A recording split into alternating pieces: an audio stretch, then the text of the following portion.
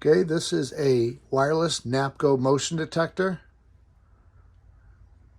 It's my most common motion detector we use here at Mason Alarms. I'm going to show you how to replace the batteries. Also, maybe for some of you, remove it from the wall. So it goes something like this. Underneath, you'll notice a little groove here. That's where you're going to want to get a flathead screwdriver. All right, kind of a medium, not too small, not too large. That something medium size, and get underneath of there and gently put it in the groove and give it a twist. All right, and you'll start to see the cover come off from the bottom up, and there you have the motion detector with its batteries. I use DURACELL CR123s. It's one of the manufacturer recommendations.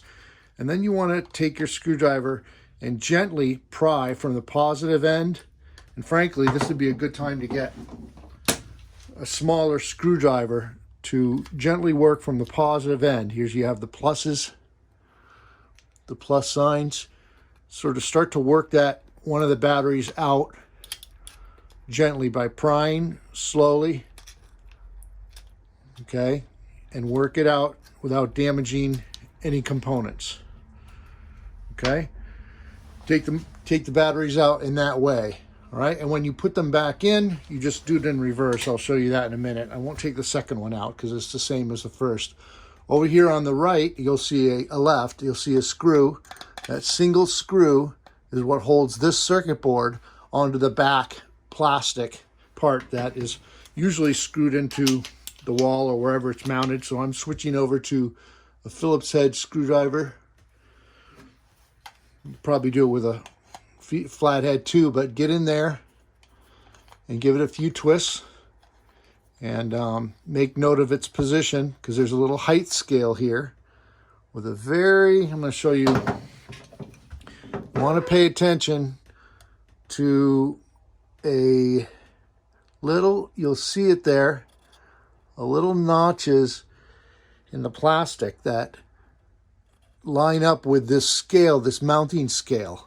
It says a 6 feet on top there.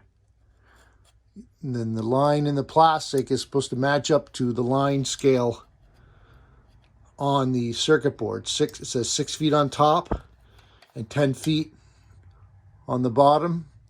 Okay? That's supposed to match with generally with the height of where you're mounting that while you're mounting the motion detector, the bottom of the motion detector. Okay, so there it is.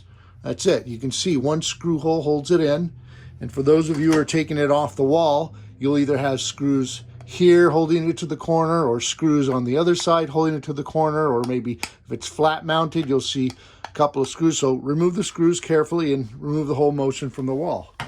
So in reverse, let's do this in reverse. Don't lose this screw.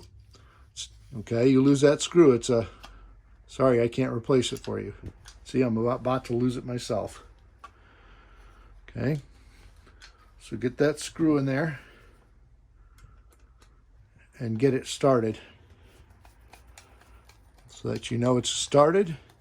And then get the height scale right. I'm moving this scale up and down, moving the circuit board up and down to match the height that I'm mounting at there.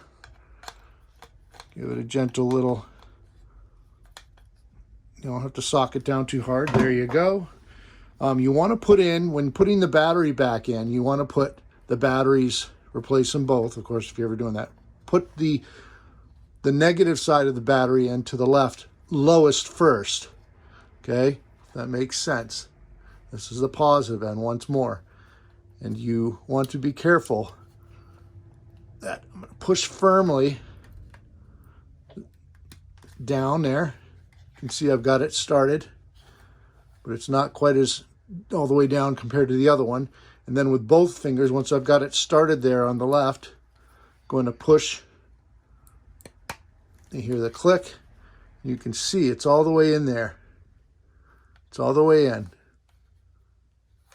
All right. And then, good to go.